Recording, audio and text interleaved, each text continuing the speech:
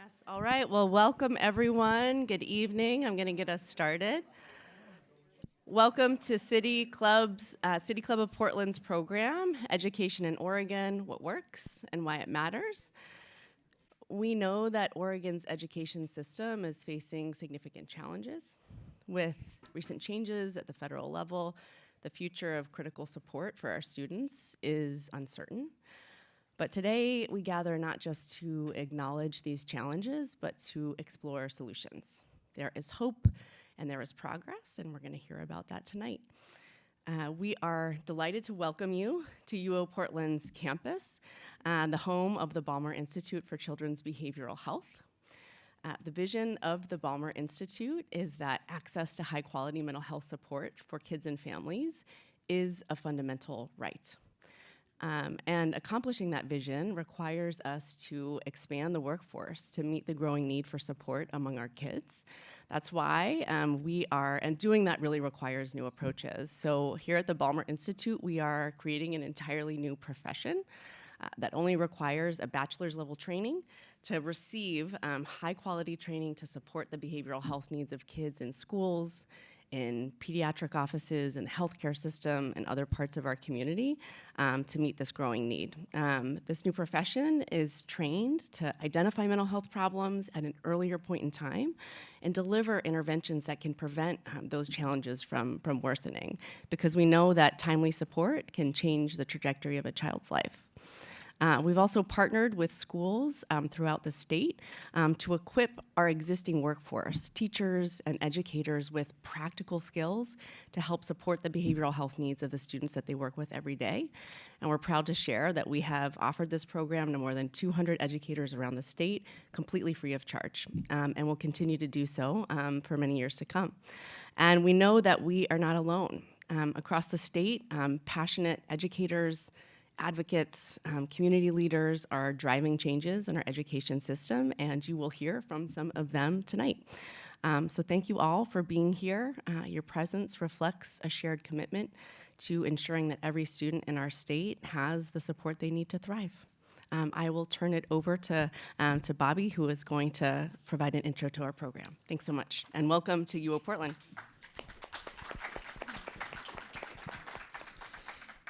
Thank you so much, Kate, for joining us tonight and for sharing a bit about the Ballmer Institute. We're so happy to be here. Good evening, everyone, and thanks so much for joining us. I'm Bobby Regan, a former longtime member of the Portland School Board and the current chair of the Portland City Club's Programming Committee. Please take a moment to silence your phones if you haven't already done so.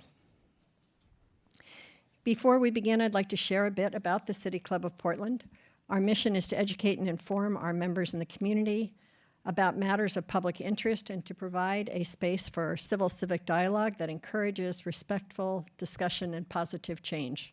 We accomplish this by producing nonpartisan public forums and debates and conducting policy research that often results in a written report with recommendations to policymakers. It is City Club's members who provide ideas, lead our conversations, conduct our research, and plan programs that address issues important to our community. Member dues and donations make it possible for City Club to offer programs such as this one, free to the public. Everyone is welcome at City Club, and we hope you will become a member today if you already haven't done so. I want to share a little information on some upcoming City Club programs. On Friday, November 7th at noon, please join us for a moderated conversation with Oregon Secretary of State Tobias Read, who will share thoughts around Oregon's mail-in voting, voter data protection, the impending campaign finance system, statewide audits, and more. This is certainly a timely discussion. Then on Tuesday, November 18th at 6 p.m., the City Club will host a discussion with Multnomah County DA, or District Attorney Nathan Vasquez. On December 5th at noon, Oregon Treasury Secretary Elizabeth Steiner will join us, so we hope you will join us for some of those programs too. All three of these programs will be held at the PSU University Place Conference Center in downtown Portland, and you can find information on these and other upcoming programs at pdxcityclub.org. I want to give a shout out tonight to PPS parent and City Club Programming Committee member Jasmine Reese, who joined me in producing today's program. We also give special thanks to Kayla Kennett, City Club's Communications Director, for her support as always. We also want to thank our fall series sponsors who make this possible: AARP, Chevron, and FAST, Fight Against Sex Trafficking. Before introducing today's speakers, I would like to take a personal moment to remember Oregon Representative Wah Win. At City Club's State of Education program just last year, Wah served as our moderator, interviewing Charlene Williams, Oregon's director of the Department of Education. It's hard to believe that a year later, Wah has passed. At just 41 years old, Wah was a champion for students, serving as a student and community engagement specialist for the Clackamas Education Service District, as a David Douglas School Board member, and as an Oregon State Representative, where she was an expert on the issue of chronic absenteeism and its underlying causes among underserved students. Please join me in a moment of silence.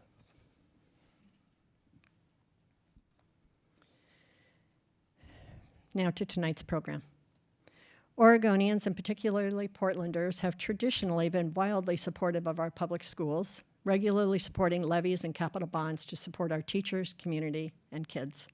And while we have some clear successes, we continue to struggle in some very important areas. Oregon elementary school students rank near the bottom nationally in reading and math. 34% of students are chronically absent.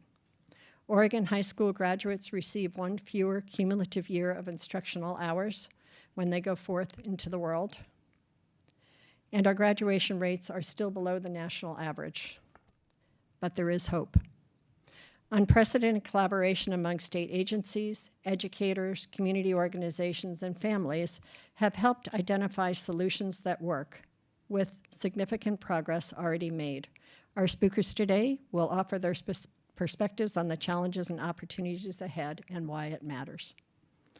Dr. Kimberlee Armstrong began her role as Superintendent of Portland Public Schools in July 2024, just 15 months ago. Prior to this role, she served as Chief Academic Officer for PPS before becoming Deputy Superintendent of Evergreen Public Schools in Vancouver, Washington. A fun fact, Kimberlee holds an MBA and a doctorate in education and was an intercollegiate basketball player. Sarah Pope is Executive Director of Stand for Children and a longtime advocate for educational equity in Oregon's public schools. She previously held key leadership roles as Chief of Staff at the Oregon Department of Education and Deputy Superintendent at the Northwest Regional Education Service District. Sarah led impactful statewide initiatives, including Ninth Grade on Track, implementation of the Student Success Act, and the Early Literacy Success Initiative. Bryan Butcher Jr. graduated from Grant High School and Moorhead College. He initially joined Teach for America before becoming a 7th grade math teacher at Portland Public Schools, Beaumont Middle School. And he is our 2024-25 Oregon Teacher of the Year. Can we congratulate him?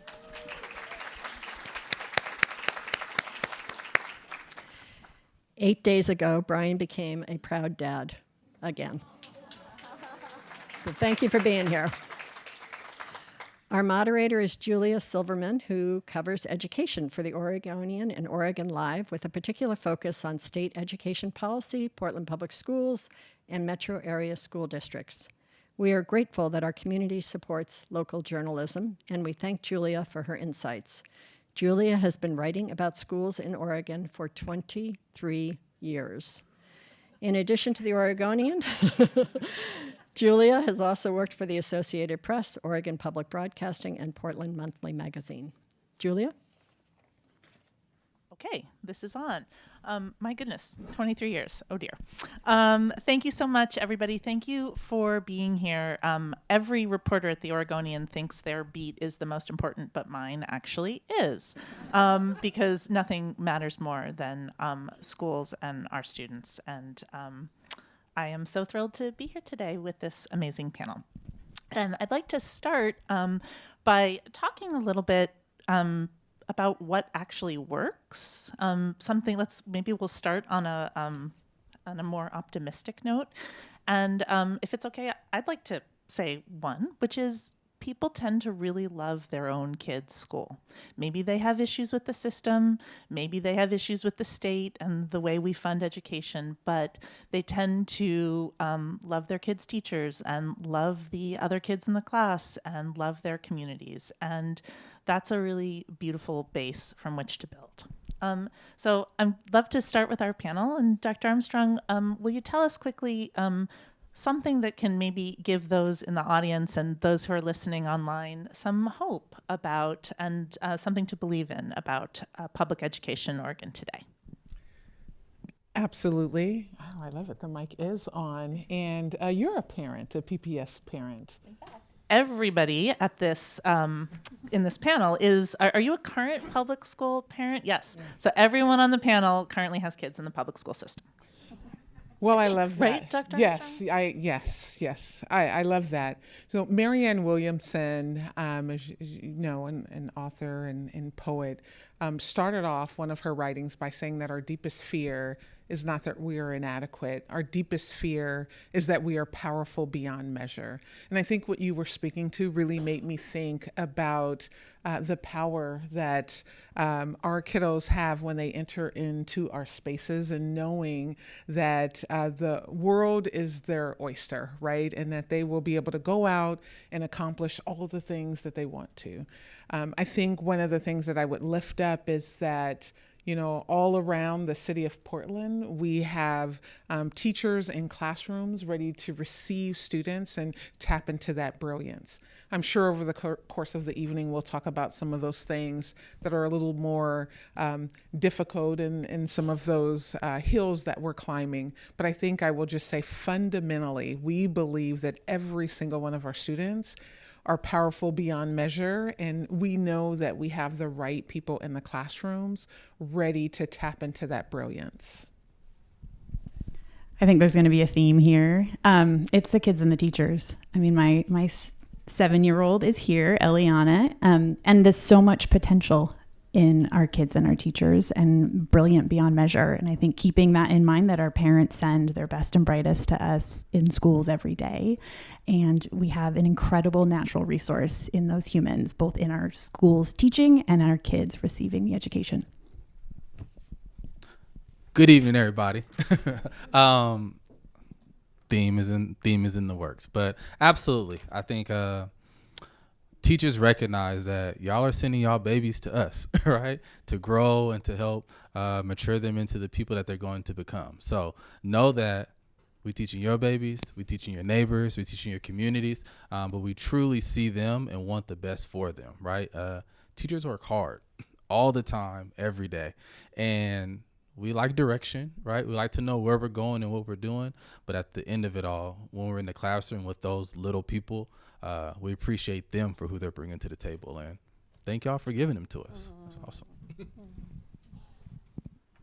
Okay, so that is a lovely way to start us off, and let's sort of try to keep that in mind as we go through maybe some of the more gnarly stuff that we're going to talk about today. So I've popped up a slide that a lot of people have seen probably before, and it is in some ways a controversial slide because it begins in 2013, and it doesn't take us all the way back to 1990 when longtime Oregonians know that Measure 5 capped property tax revenue, shifted the responsibility for funding schools to the state, and began a sort of 2-decade plus period of some level of disinvestment in Oregon schools. It's also true that in the last 10 years, the state has begun to pull its way out of that and has made some meaningful investments in the public school system.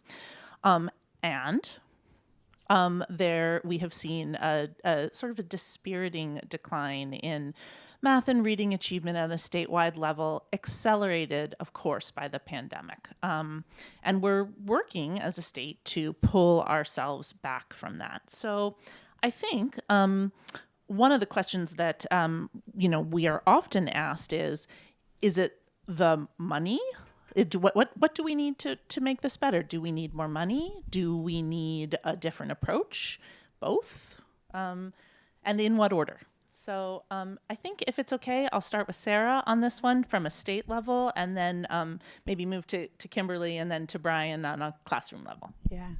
Well, so before answering that question directly, keeping kids at the center, when I was a new mom, I listened to a lot of parenting advice. I kind of still need parenting advice. If you have it, I'm happy to take it. And one of these parenting people that I would listen to talked a lot about both and. Like, two things can be true at the exact same time. And when I think about the funding issue and the outcome issue in Oregon, I really hold that in my head, that two things are true at the same time. One, we need schools to be well resourced, and our outcomes are underperforming relative to the rest of the country, and that it's both and. We need the revenue, and we need to spend it on the high impact strategies to accelerate learning for kids, that both matter, how much and what we spend it on. So both and, two things are true.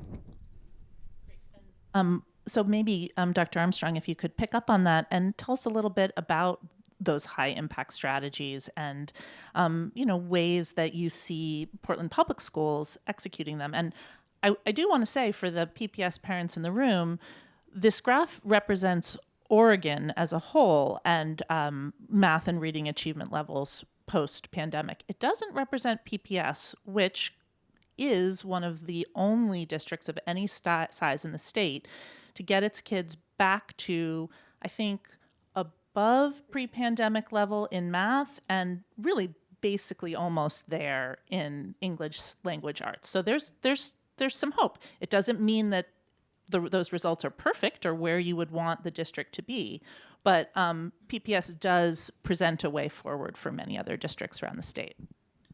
Yeah, I appreciate that. And I just want to take a moment to recognize my board directors that are in the space. We have Virginia LaFord, who is new to the board as of July 1. And then we also have Patty Sullivan back there. And so excited to see her. Whole little PPS team up front, and definitely appreciate them. And they know that, like, if I start saying something crazy or inaccurate, just come and snatch the mic and just take over. So you all are welcome to do that.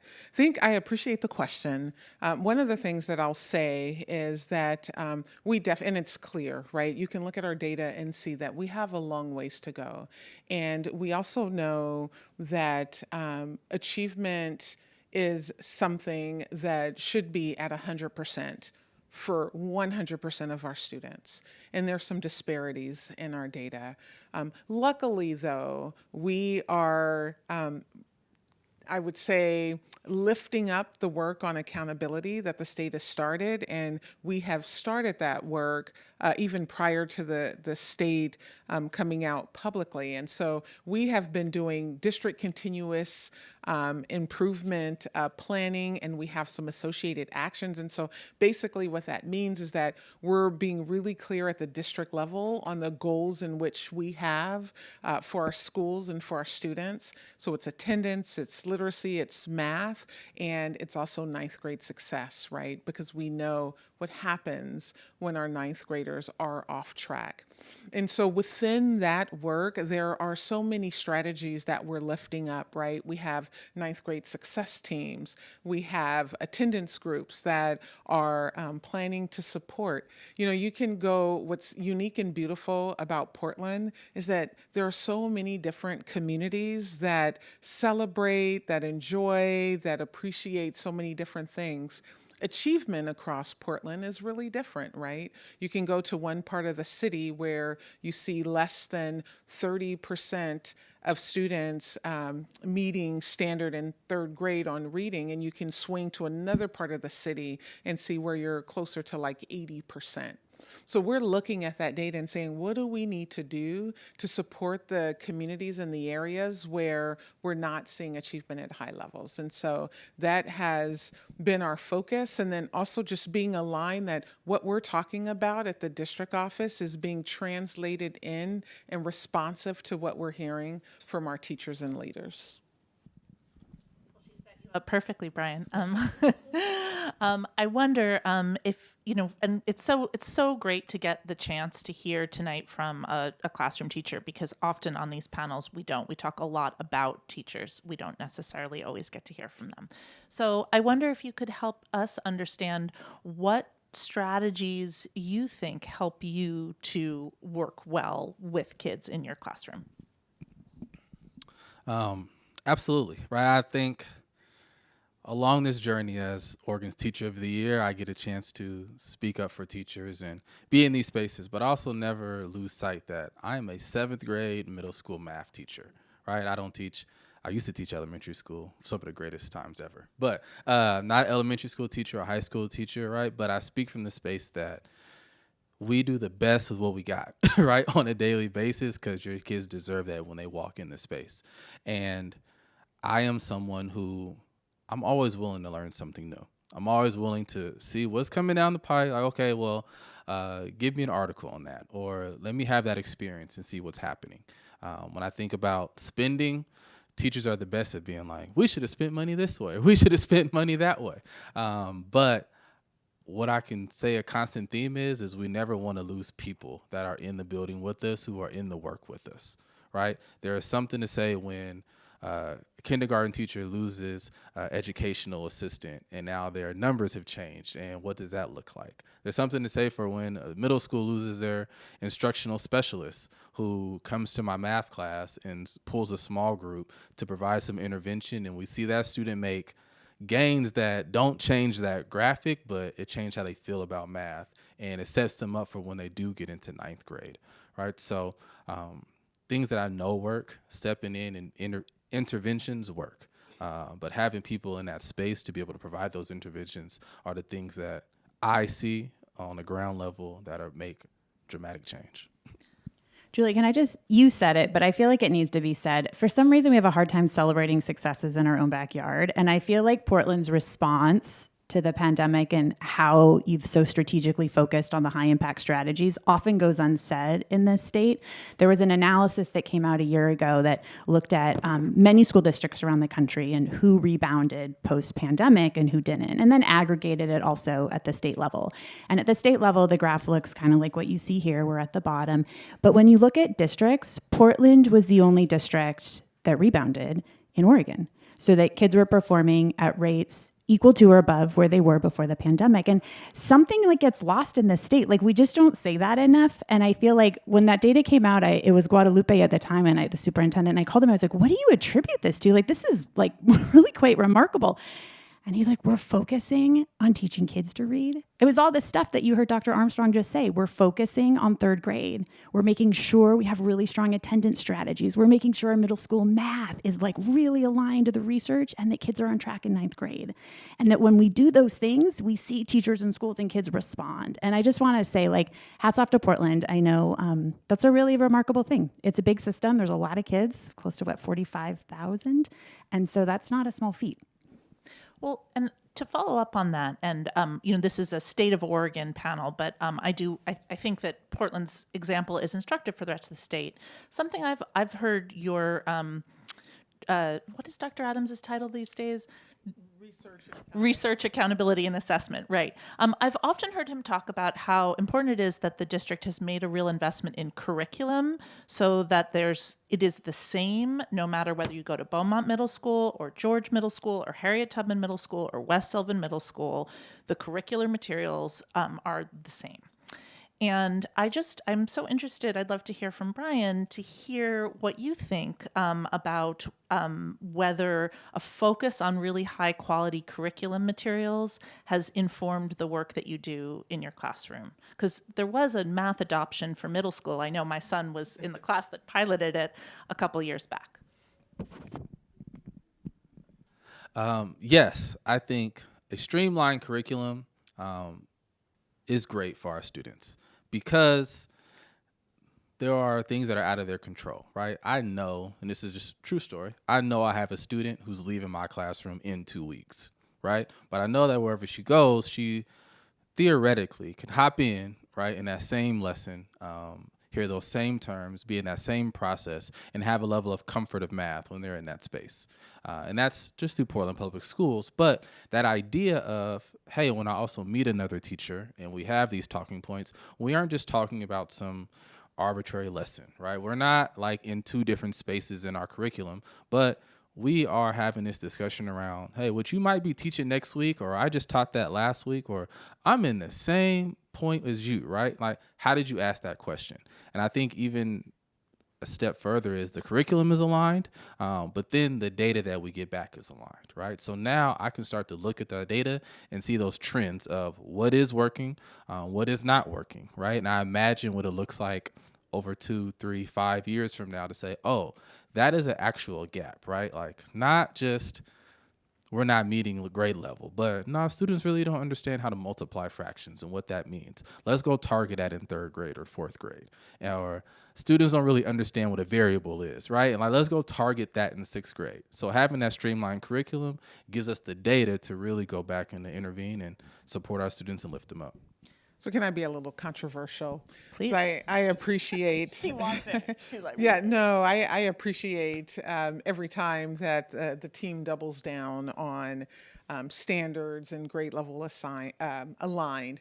I have cautioned the team to not lift up curriculum in the way that it was previously, only because we know that publishers are getting paid on the backs of our babies. And what's really powerful about the curriculum that we're using across the system is the fact that it's grade level, standards aligned, and the task associated is rigorous enough to move our students. And so I've asked the team to focus on saying that we're grade level, standards aligned, and it is helpful to have a curriculum that teachers can follow. There's a scope and sequence, the data's connected.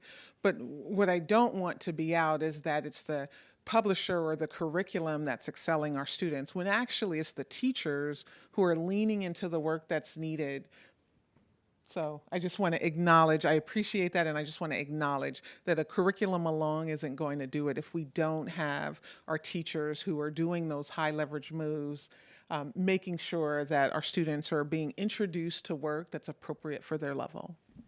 Absolutely. And I speak for middle school math curriculum, and PPS, right? I don't speak for our language arts teacher who is finding the right text for that student to go and practice those standards. I don't speak for every high school teacher who takes on their own creativity, right? I am not lessening anyone's creativity, more so than striking that beautiful conversation that I can have with a middle school math teacher around something that we both have experienced, right? That's one cold day in February, I can come up and say, did you teach this lesson? How did you teach this lesson? How did you supplement this lesson with what we were given wasn't good enough, right? So I push to encourage that discussion amongst us and having that as a talking point, not as the soul, right? Teachers are dope. Well, and just for the consistency for kids too, right? So you might have a kindergarten teacher and then a 1st grade teacher, 2nd grade teacher. And when the teachers are aligned with what they're doing, like it makes sense for the child. But if you're a kindergartner and then you go into a 1st grade class and then the way they teach you how to read, I'll talk about the ELA curriculum if you want. The way they teach you how to read is totally different than what the kindergarten teacher was doing. It's really confusing for the kid. And so from a kid perspective, like having that alignment going up through the grades and across schools, like matters a lot. Well, let's talk about reading. It's my favorite thing to talk about.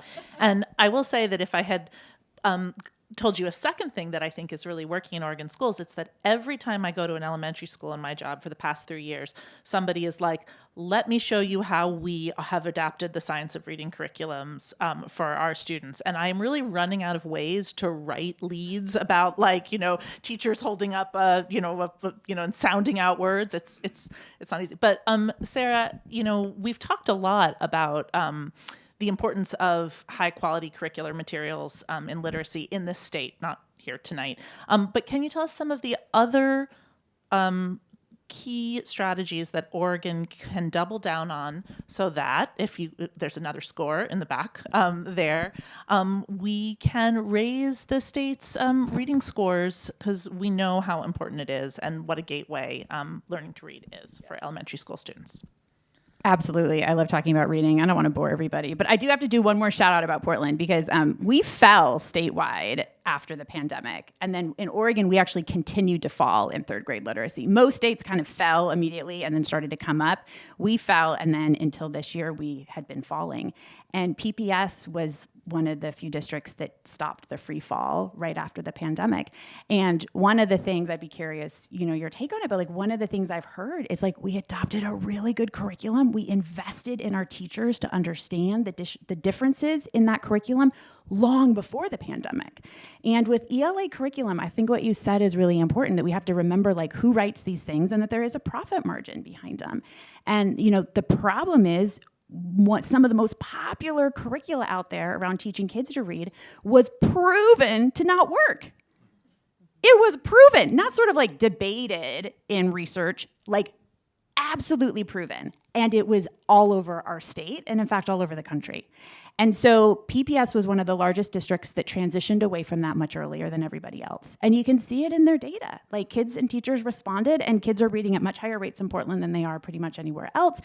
And the other strategies that matter was your real question, not about the curriculum. So the other... I do want to say that you can shout out Portland anytime you want, so don't be limited to just that last one.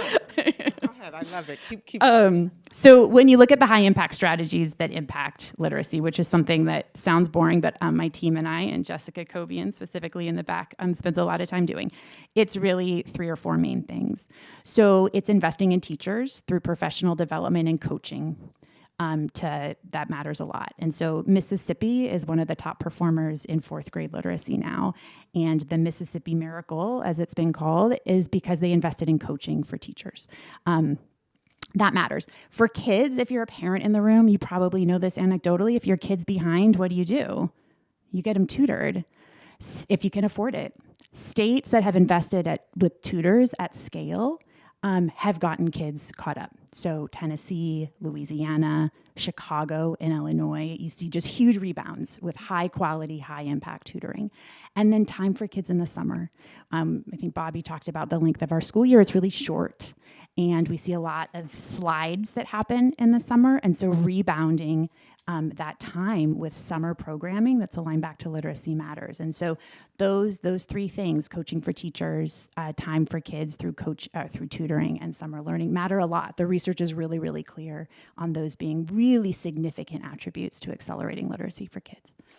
And can I just share really quickly what that looks like in Portland? I appreciate your words. So we have instructional coaches in all of our buildings, and they're planning alongside the principal and team on how to deliver high quality professional learning to our teachers. And so that's that. We also have high dosage tutoring that not only happens in the summer, but also during the school year. And that has had wonderful returns, and that actually was made possible through the state with the literacy grant. And then the other thing I'll say is that this year our teachers are in, we divided it out into thirds. And so we are at our 2nd cohort going through the science of reading training. And so last year was number 1. We're in our 2nd year. And the next year will be that all of our elementary school teachers will have been trained in high dosage tutoring. So I appreciate bringing in the research, and we have been responding for quite some time, and we're just building on that foundation. I never get the chance to ask about this. I'm so curious about your experience with the instructional coach, because that is a big investment that Portland has made, and it's not a classroom educator. So, in these days of constrained budgets, and I think everybody who cares about education is nervous about that, right? It's a big investment. So I hope you'll feel free to just tell us how has that worked in your school? Oh, our school instructional coach is awesome. Is it you? It is not me, right? I could not do her job. But I think in my practice, one of the things that have helped me be a better educator is going to other classrooms and seeing other teachers, seeing what they do well, seeing we're the greatest at stealing things from other people and bringing it back to our classroom and trying it out. Right. But that's hard to do when you are in class all day long. So our instructional coach works as our eyes in the building. Right. She is in every space. She is looking at what best practices are. She is looking at how to streamline. Hey, that teacher wrote their daily agenda with their learning target, and everybody should do it this way, and why, right? And we see the data and why it works. They go out and do their own professional development, and they bring it back to us. And that is something that teachers, again, want, right? How do I better my practice? How am I producing for these children that are in front of me to make them better as they go off into the next space? And to know that we have an instructional coach who is going around and finding best practices, going around and finding these strategies, going around and supporting teachers to be better, and then in turn, it makes their teaching better and implements into their students. So I know a number of instructional coaches. Our instructional coach is great, but I see them in different buildings, and I know that, oh, you have a conversation with them. Oh, that's what they do over here. How can I bring that back to my school and into my classroom? And it's a trickle-down effect that I think truly does work. Thank you so much for that answer. That was so interesting. Okay, so I switched slides again. This one looks at our Oregon's high school graduation rate, which has been, in some ways, a bright spot for the state, right? It has gone up. You can see it on the trajectory. Oh, the slides are over there too. Look at that. And you know, I think there's certainly been some discussion about like, well, okay, fine. So we've increased the number of kids that are graduating, but what does it mean? Like, why does this, you know, is it, you know, what is this, what does an Oregon diploma signify to employers? And why does it matter so much? And I'd like to invite Andrew McGuff up to talk a little bit about this. Andrew, thank you so much.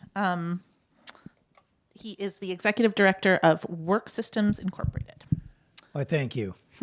I'm also the proud spouse of a retired PPS teacher and a Lincoln High School graduate. And I'm really enjoying this conversation. It's really heartening to me to hear about some of the stuff you all are talking about, because it does sound different and it sounds energized, and I really appreciate all the tough work that you all do. So I am Andrew McGough, and I am the Executive Director of Work Systems, which is the Regional Workforce Development Board for Washington and Multnomah counties. And as a workforce board, we're designated by the governor and local elected officials to receive certain pots of federal and state money to essentially invest in improving the quality of the regional workforce and enhancing our overall business competitiveness. So to inform our investments in our work, we regularly convene regional high-growth industries to identify their workforce needs and establish shared priorities to work together to address common workforce challenges. And I'll say, regardless of the industry, that could be from advanced manufacturing to long-term care, what we hear from employers is they want more diverse young people to work and grow in their industries. What we also hear, and I've actually heard this for decades, is that employers find that many young people do not have the foundational skills to be successful at work. Employers are not alone in this feeling. Actually, a recent survey conducted by the Oregon Education Department of high school graduates found that 60% of respondents felt just a little or not at all prepared for the world of work. In response, a group of employers and other stakeholders work with the Department of Education to develop the Oregon Employability Curriculum, more curriculum. The curriculum focuses on equipping students with the practical skills they need for success on the work site. The key skills emphasized include adaptability, problem solving, and by the way, we used to call these soft skills. We've switched to essential skills now, right? Collaboration, communication, digital literacy, empathy, resilience, and self-awareness. The Oregon Employability Skills Curriculum is a comprehensive resource available to all educators across the state.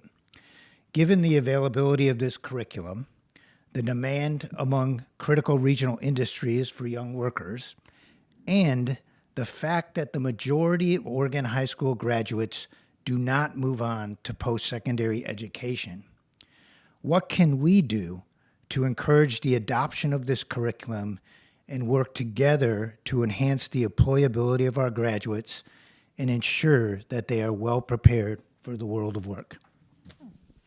Good question. Sarah, do you want to start this one off? Since you have done so much work around CTE in the high school space. Yeah, that's a really important question. And a little bit of context, because when I look at this slide, I think of a couple of things. I went down to the Department of Education in 2013. And when I was down at the Department of Ed, we were sort of lampooned nationally because we had the lowest high school graduation rates in the country.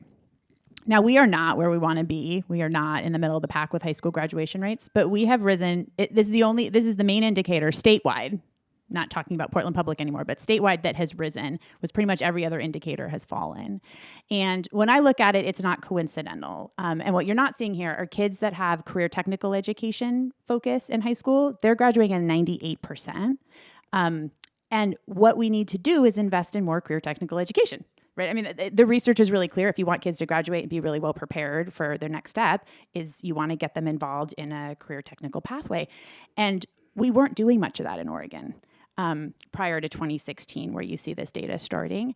And so it was my predecessor at the time, Toya Fick, who passed a ballot measure that said, schools, if you want this additional money, it was $300 million, you can only use it on the high leverage research-aligned strategies to jumpstart graduation rates. And that's career technical education. It's the stuff you heard Dr. Armstrong talk about, 9th grade on track. And then it's also some dual credit work while you're in high school. So if you want the money, great, but you got to spend it on these things. And when we look at the data, we just don't think it's coincidental that these are the only things then that are rising. And so at a state level, again, I'm not talking about Portland Public anymore, but at a state level, we do need to be, in our organizational belief, much more focused on a couple key high impact strategies so that it's not kind of left up to chance. If you happen to be a kid enrolled in Portland and you get taught to read versus a kid enrolled in another district who hasn't adopted research-aligned curriculum, it can't be left up to your zip code. And so we do think states need to be much more focused, and we think this is a good example. By no means have we arrived at it, but it's the one data set that where the graduation rates are rising, and not just for some kids, like literally every student group. And so I just put that in context, because if we want to spur more of the preparation that we just heard about, and we want to do more career technical education, the state really has to have a vocal say in setting that direction. And for the most part, the state has been relatively silent on those high impact strategies. And I think it's then left, just like at the classroom teacher level that Bryan was talking about, it's then left up to 197 districts to figure out 197 different ways. And in Oregon, our districts are really, really small. Portland Public is the exception. The average district in Oregon is 1,000 kids.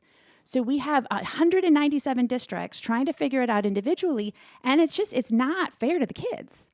So I just want to put that in context. And then I think the bet on career technical education is paying off in spades, and we see that paying off in the workforce too. Great. Do you mind if I ask the question? I love that. A fun fact, out of the 197 districts, 185 has had a new superintendent since the pandemic. So quite a turnover. But so one of the things I want to recognize and lift up is the work that you do at the state level and the advocacy and the way in which you're helping to reshape education. And I love the facts that you lifted up. And I was just sitting here thinking, like, what can we do in our role, myself and other superintendents or district leaders, to help put exclamation marks on the work that is being lifted up at the state level? I think it's like a love fest up here. Well, Julia, is that okay if I answer that question? I love that question. Please. I do this. So maybe this is controversial, and so my apologies if people find it too controversial. We have held on to this thing we call local control, sort of at the expense of everything else.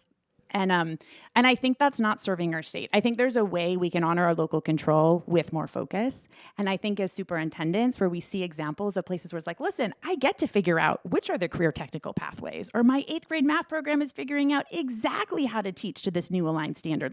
There's a lot left up to local control, but the thing that we're not going to leave up to chance is that we're going to have career technical opportunities regardless of what city you live in. Or that kids are going to be assured to be taught to read aligned to their research, regardless whether you're in Astoria or Seaside or Beaverton or Ashland, right? That we just have some things that just should be a civil right for children that just should not be left up to chance. And I think as superintendents saying we're okay with that in the places that you are, I think largely the voices at our state level have sort of guarded this local protection kind of at the expense of everything else. And so, to link arms and say you know what, it's not all bad. some of this direction can be helpful. Like it can be helpful, from Bryan's perspective at a classroom level, it can be helpful at the superintendent level. And if we get it wrong, let's figure it out together. But I think generally our pendulum has a lot further to go in some kind of focus areas. And really what we've seen in Oregon is just sort of, it's a lot of, it's very independent. One of my biggest sorrows of the legislative session that closed this year was that there wasn't focused statewide action on a strategy around chronic absenteeism, which, you cannot learn if you are not in school. And this is not all on the school districts, right? Like parents have got to partner with districts and get kids to school. But I would love to talk a little bit about strategies, best practices around chronic absenteeism. I'm interested in what Bryan does as a teacher. I don't know if this is like your number one thing, but I'm sure you notice if a kid is missing. And one more thing, if I could, right now in Oregon, I think there's a very particular dynamic where we're seeing a lot of Latino students in particular and families feeling tentative about coming to school. And perhaps Dr. Armstrong or Sarah could talk a little bit about how to help in the face of what probably feels like a very fearful moment for many of these families. But Bryan, I don't know, as a teacher, how have you, what strategies would you suggest to fellow teachers to help combat chronic absenteeism? I think making your classroom a space where kids don't want to miss is my biggest tool to any teacher out there, right? Knowing that they are part of a space that when they're not there, they're missed. I have no problem telling the kid, like, I missed you yesterday. I had a question for you and I looked to your seat and you weren't there, right? And not in a shameful way, but in a sense of belonging and knowing that we weren't able to make this collective thing happen because we didn't have you, right? And also making sure that I honor like why they also weren't there, right? So sometimes things happen, right? I talk to my kids all the time and I tell them that they are just, y'all are little people figuring it out. I'm just a bigger person figuring it out too, right? So when you got to figure things out at home, when your family is figuring things out, right, we honor that. But don't tell me you just like slept in a little bit longer because you wanted to catch the next bus versus, oh no, you really had to babysit your brother, right? Oh, you had to do this thing and it was an emergency for your family. Honoring them and what choices they are making, right? I teach middle school. They are in this constant push and pull of, I want responsibility. I want you to let me be independent. But when I get it, I don't really know how to handle it. So it is always a conversation of, hey, where are you at, right? But you belong here. We want you to be in this space. We have counselors who do home visits. We have an awesome connection with our parents that, hey, we communicate. We strive to communicate on a positive note, not just on a negative note. So when I call you, you don't really know what I'm calling about because it could be something amazing, right? Or it can just be, hey, I haven't seen such and such in second period, but I know they were here. So can you just remind them when I need them in math class tomorrow? On a school-wide level, we try to make sure that we are creating our school as a space that students belong. We celebrate everything. We celebrate everything, right? On our weekly announcements, we shout out students. On a quarterly, we recognize students who are meeting our standards. We have extremely fun pep assemblies. I encourage anybody who wants to know more about it to come check out a really, really awesome assembly that we do at Beaumont that targets particular things, right? Oh, we're being targeted class. It's off the charts. All right. That's what we're going to focus on for this next month, and we're going to keep data, and we're going to do it in a way that makes sure that you feel like you belong in the classroom, and you feel connected to your teachers, your administrators, you feel connected to the community, right? Like, you shouldn't walk up with Starbucks. Like, why didn't the Starbucks barista tell you, I'm not serving you that drink. You got 5 minutes to get to Beaumont, right?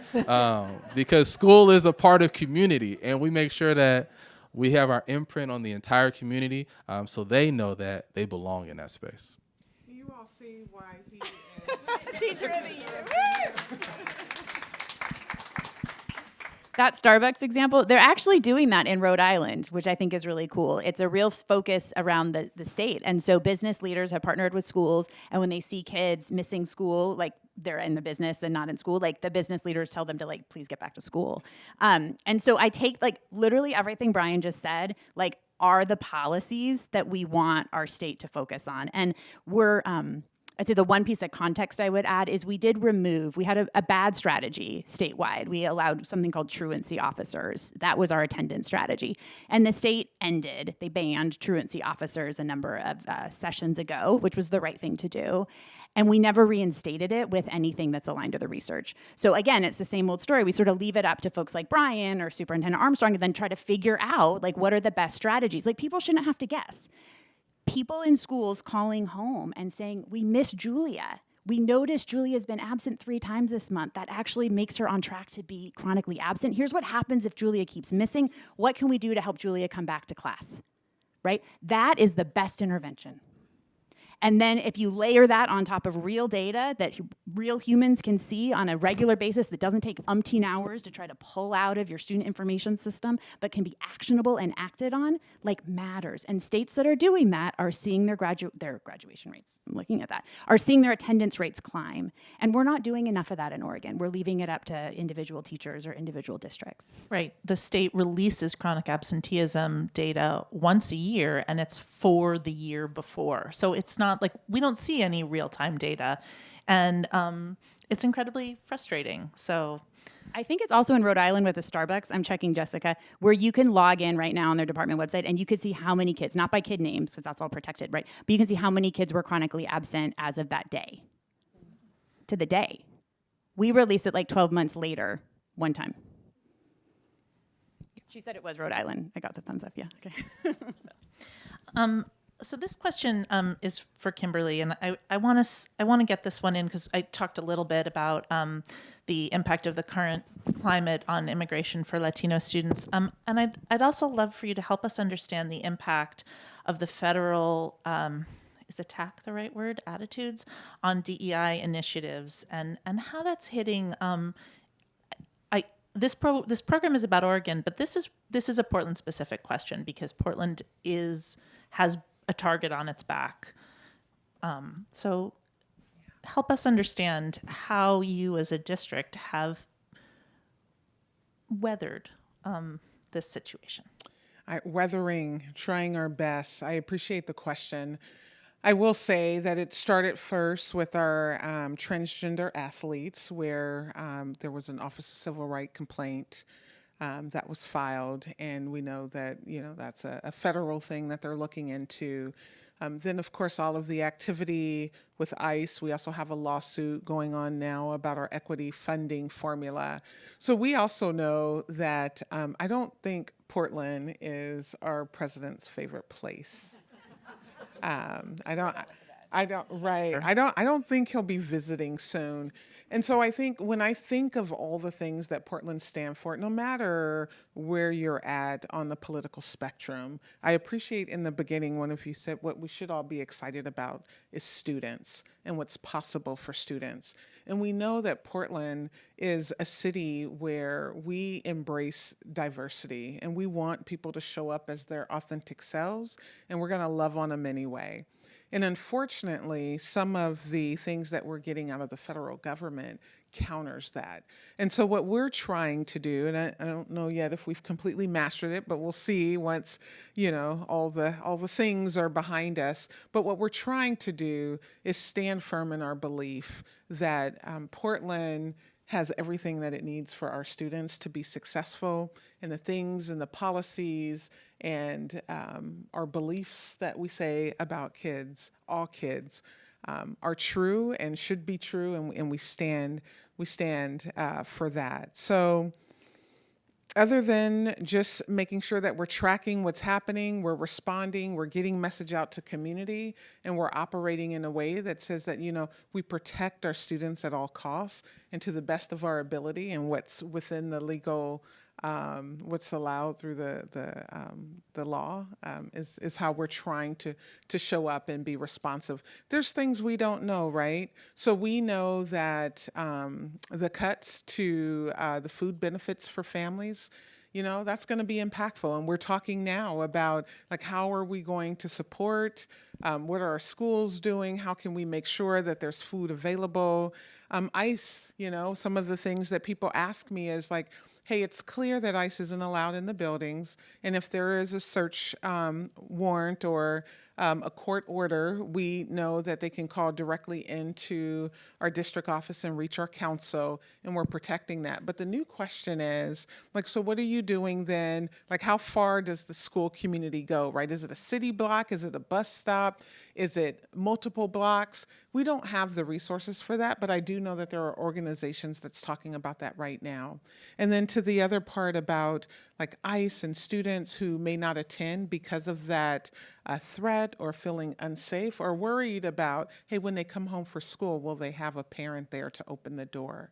And so we're thinking actively about how we can support those students so that we can get them to where we need them to be, right? And that's continuing to learn and be safe at the same time. And that might look a little different than showing up to school every day.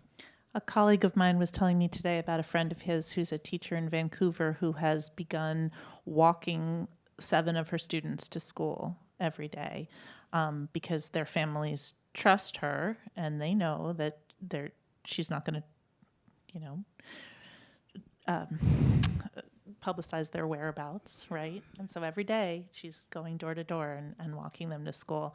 And I imagine that there are a lot of those stories out there in our communities. So I wonder, I have so many more questions, but I wonder if maybe we should move to audience questions. It would be great to get you guys involved as well.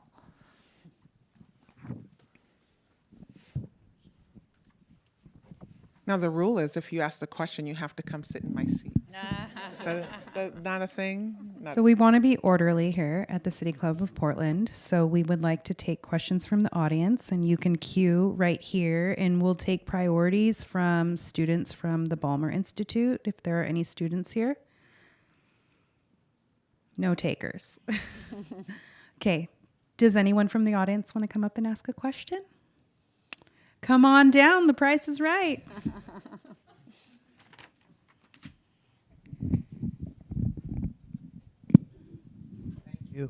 Are we on? Yes. One of the most startling aspects of those slides was to learn that Mississippi, Florida, and Louisiana lead the nation in 4th grade reading scores. Is one of the lessons for Oregon that we should, as a state, devote more resources to the students who have the most difficulty learning? I mean, thank you for that question. And I want to say that I think there are active conversations at the legislative level about the way our distribution formula works for funding schools and looking at whether there should be greater weights or extra money specifically for students from families that are experiencing a lot of financial instability, which is often connected to, academic struggle. And I don't know if our panelists want to elaborate. I would just say when we look at the states, some of those states maybe don't surprise you, like Massachusetts. I don't know, that one's not so surprising. But when you look at Mississippi and Louisiana, you think like, gosh, why are they outperforming the rest of the country on NAEP? And, I talked a little bit about the Mississippi Miracle. They started doing this work about a decade before the rest of the country, and they really went deep on coaching for their teachers. And you see then in the data, like the teachers and the kids responded really well to that focus. They sort of, that curriculum I talked about that wasn't aligned and isn't still aligned to the brain research on how people learn to read, like they got it out of their schools much earlier than we are in Oregon, and then they focused that time with teachers through coaches, like Bryan's experience. Louisiana was different, but a little similar in that the state said, we are going to turn around our reading outcomes, and we're going to take all these different competitive grants that we have, and we're going to streamline them into one competitive grant really focused on reading. So instead of being a district applying for 3 or 4 or 10 or 20 or 8 different things, right, you're applying in a common application for focused resources around literacy. And so at a state level, we see that being really impactful in the data for the states that have done that, which is why we worked really hard in the legislature to pass a bill that focused resources on literacy. that said, again, to districts, like, you don't have to take this money, but if you want the money, you can only spend it on the high impact strategies, the coaching for the teachers, the time for kids through summer or tutoring, and adopting new curriculum with assessments that are aligned. And we see that starting to work. We have a little increase in our third grade literacy score statewide for the first time in almost a decade. And so we think it's important that we stay focused on that at a state level, because we're probably turning towards what is no longer going to be an improving rate of funding in schools. It's looking like we're heading into a recession, which will likely lead to cuts. So that when we look at the states that are doing really positive things, we think we've started that in Oregon, but we need to stay the course and double down on it. Thank you. And if you can come to the microphone and state your name and look at the cameras. Jory Aronson. Oregon is so low in mental health support in this state.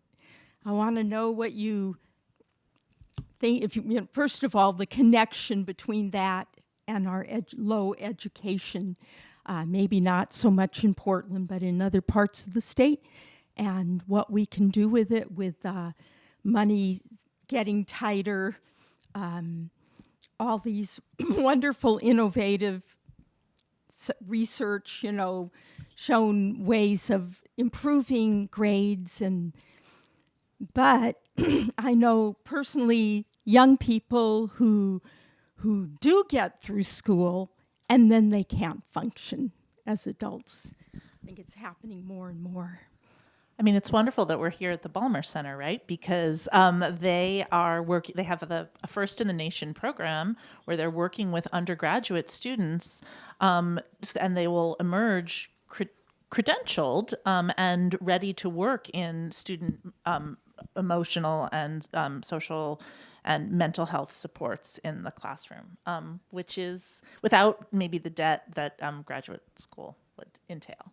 So. I think it's an amazing partnership, and sorry, let me just stop messing with the microphone. I think it's an amazing partnership, and what I will say is that when we look back at our cohorts of kiddos who are coming through schools, we are experiencing and servicing students who are more and more anxious and also struggling with other things that are impacting their ability to access the curriculum and the instruction and be supported through the process. And so we count on partners to really make sure that we're creating a wraparound service, right? Education is no longer a place, I think it hasn't been for decades, where, you teach, send students home, and they will be productive and high performers. It's so much more than that. And I will say that the more that we're aggressive in supporting our students' mental health, the more that we'll see them attend, to be able to be in classrooms where they feel connected and attached and they're thriving. So it is a priority of ours in Portland Public Schools. John Stride, City Club member. I was interested in two data points that you showed. One was the terrific graduation rates for students who are participating in some sort of a trade training programs, and then the disheartening low graduation rates for Hispanic students. And I wonder whether there's a resistance to those programs among the Hispanic students, or if not, what accounts for that low level of graduation from that community, and what are our schools doing to address it? The equity gaps in our data are significant in Oregon and growing. I mean, so we talked about some of the highlights that we are seeing increases in high school graduation rates, and we're seeing them for all student groups, but you still see significant gaps between our all student group and our Latino student group and our Black African American student group. Districts are tackling that in terms of like access to CTE programs, right? So ensuring that there's not obstacles to accessing the CTE program, that the CTE programs are interesting for the student population in that high school.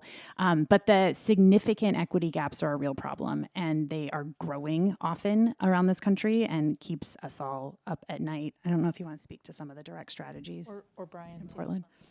I just want to speak from a middle school level of one thing that we strive to make sure we do is give all of our students experiences and exposure, right? And our sixth graders just got back from outdoor school, right? And that was an experience and exposure that a vast majority of our students had never had before. So when I hear the career technical education piece of our high schools and what they're doing, I think of how many more true field trips or camps or experiences can ignite the curiosity within our students at a younger age to want to pursue a particular career path, right? They don't have to follow it, but to even know that it exists, to even see it in practice, to make this connection of what I'm doing in my classroom and seeing how it applies out in the world is something that we should always strive to give all of our students.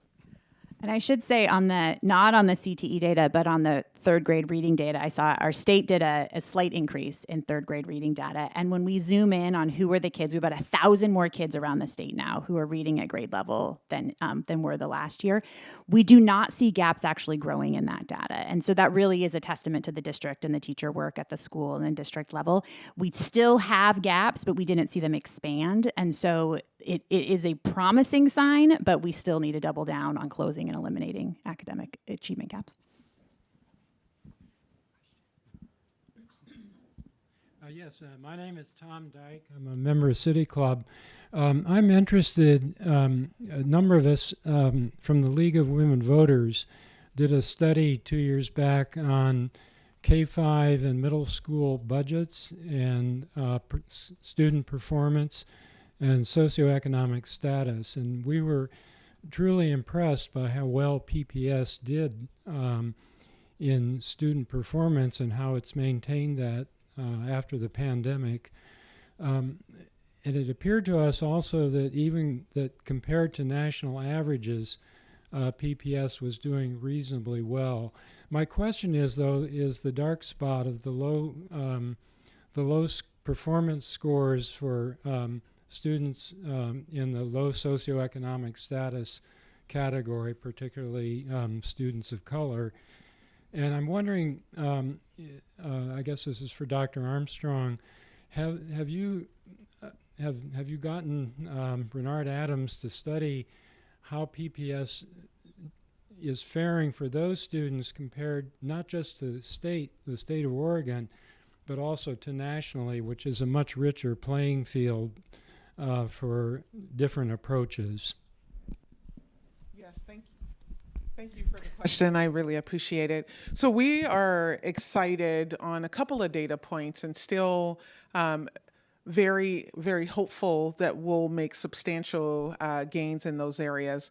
But first, looking at our Black student achievement in ELA and math, we saw a steeper climb in this past test cycle than in previous years, and some after a 8 to 9 year decline, and so that's hopeful. Another one that I want to lift up is our Native American students made substantial gains that would be, statistically significant, over 20% increase.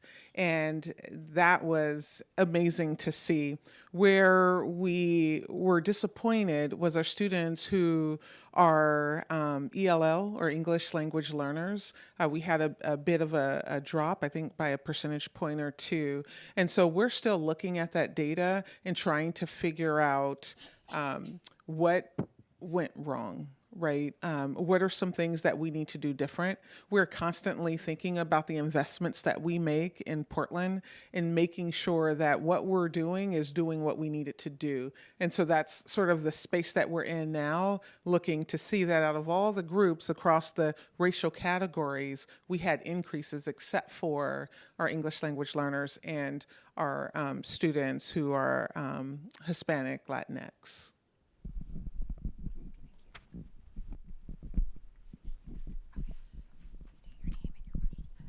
My name is Athena, and this is mostly a quick clarifying question. Actually, if we could see the graph again, possibly. Yeah, so it's a clarifying question about the scores and charter schools and virtual charter schools. And I wanted to know if the spending includes those types of schools as well, because I think it's a pretty significant number.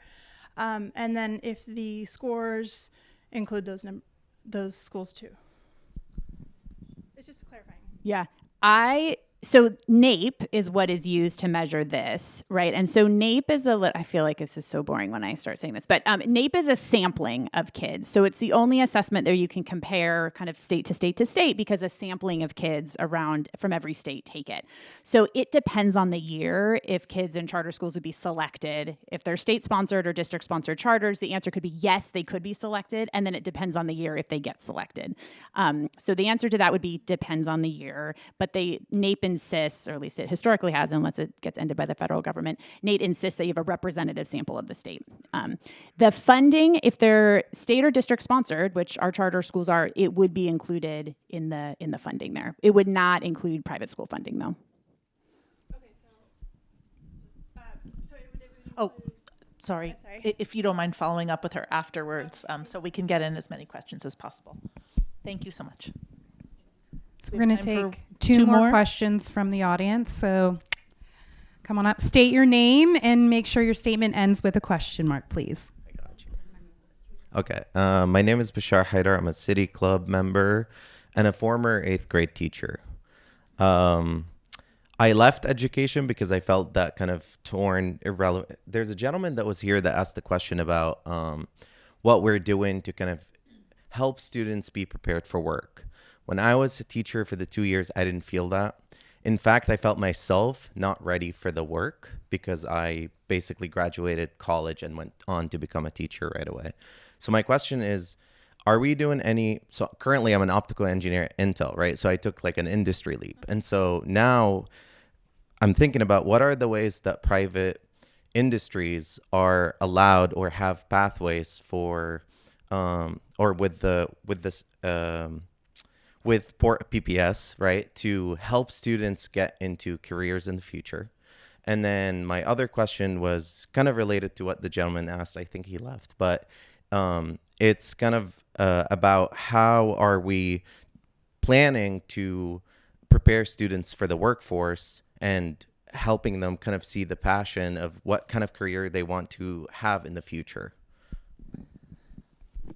Yeah, I'll jump in and say that I appreciate the question, and we always welcome folks to come in and volunteer in our schools. You know, we have certain industries that we track to see what are in high demand, and then we create pathways for that. You know, in our high schools, our schedules are driven by student interests, and so we do have a couple of sites that have robust CTE offering, and others where it may be IB, programming or dual enrollment, and so it varies. But I'd love to speak with you after if there were additional questions or figuring out ways to get involved or help. More culinary. I have a high schooler. Everybody wants culinary education, I'm telling you. That would be nice. If they could learn to cook, it would be great. Go to Lincoln. Okay, last question. End on a bang. So state your name, please, and end with a question mark. Perfect. My name is Caitlin, and while I'm not a Balmer student, I am a school psychology student here at UO. I love it. But I was curious, so students now each have their own one-to-one devices on campus, which has really helped with students who don't have access to that kind of technology at home. However, it has become a pretty big distractor for students, I think, on site. And so how are schools managing that while still being equitable across the board? Middle school math. Oh, man, right? Are you on the right website? All right. We have a one-to-one opportunity for every student to have a device. Our school in particular goes about it slightly different than them taking it home. They actually keep it in the space. We have what's called a Chrome cart, where whenever you need access to a device, you are able to have it. We have our security measures and things that follow through, right? But I think the biggest piece to keep our students on track is to allow them to truly feel connected to what they're doing. So when I have a math lesson and it is asking you to do whatever, right? I also teach my kids, hey, YouTube is okay. You can get on there and learn how to do a dance. You also can get on there and learn how to divide a fraction, right? You can ask, right? There's a power in how to ask that question. There's power in what you are doing when you are doing your research and when you are navigating these resources that you have available to you, right? Don't run from them, but teach the students how to use them in the best manner, right? But they got to have that sense of connection and belonging to, all right, this is the time that I'm using to do that, right? AI is huge, right? We got to embrace it. It's coming, right? But learning it is important, right? How you ask a question. How do I find the value of a variable in a two-step equation is better than what's the answer to this question, right? Because now you can go and you can apply it. And I really try to strengthen teaching my students what is the question that you should ask, right, to help you not just in the moment, but tomorrow, the next day, and to help you into the future. And I would just love to say that we love school psychs and we're probably hiring. So. There is a shortage, so that's good job security, yeah.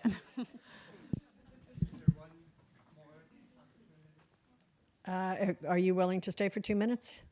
All right, you're the last person. That's You got to ask the do one audience question. if they're willing. But I would ask you to do quick responses, because. I'm a former Come on over here, please. starting with Peace Corps in Nigeria and starting a thing that's now called Learning by Real Problems, problem-based learning. And brought that back to this country and to an inner city school in Cleveland where the students completed an entire year in one semester. And they had been at the 16th level. So the last thing is, okay, do you have business involved in education in terms of their supporting it and also telling you about the kinds of skills that they need? I mean, the biggest pathway opportunity, I think, for business and schools are around the career technical education pathways. And where those are really robustly built out, you know, Hillsborough School District is doing some amazing work where you can learn how to fly airplanes across the street from your high school at the Hillsborough Airport, and then you can get a job right out of high school in a high-wage, high-demand career like aeronautics. So I think it is happening largely, I see, through the career technical education pathways, and that's where the opportunities seem to really exist. I don't know if there's anything at the... Well, just financial literacy is something that will be, I know that it isn't necessarily specifically connected to business, but isn't it great that we'll be graduating students who are financially literate? And just as the parent of a high schooler, I would say that our school's career counselor is constantly sending home emails that say like, hey, there's an opportunity to go shadow an architect for a day, or if you're interested in learning about construction careers, come to this workshop, and here are internship opportunities. So shout out to the career counselors. I love her. She's amazing. Bobby, is there time? Can I make one last comment? Sure. To tie a couple things together. So when we look at this data about why, when we look at the data that shows we're in the bottom, it makes my team wonder a lot, like what causes it. Because like we said, we have incredibly talented teachers. We have incredibly talented children. So we are doing an analysis about the impact our high rates of chronic absenteeism coupled with our short school year is having on our data. Now, I have to believe that that's a big driver, is our really high rates of chronic absenteeism coupled with our really short school year, but we'll know more at the end of December, and if there's an opportunity to share that with a larger audience, I would love to do it. But I would say in the meantime, as our funding is likely to start to decline now because of what's happening nationally and in our state, we gotta protect our school year length. That often what happens in times of reductions is we balance those on the backs of time for kids. And I just say that now before we start the cuts discussion, that we just can't enter into another period of balancing and reducing time for kids.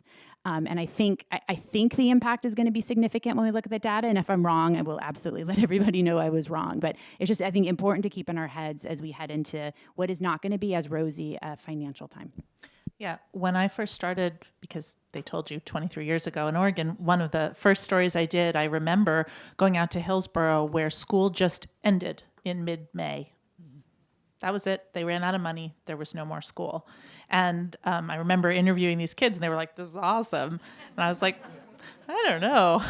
And who remembers when we were in Doonesbury that year? Like, that's some old school stuff, right? So like, let's not do that again. Just, as a piece of advice.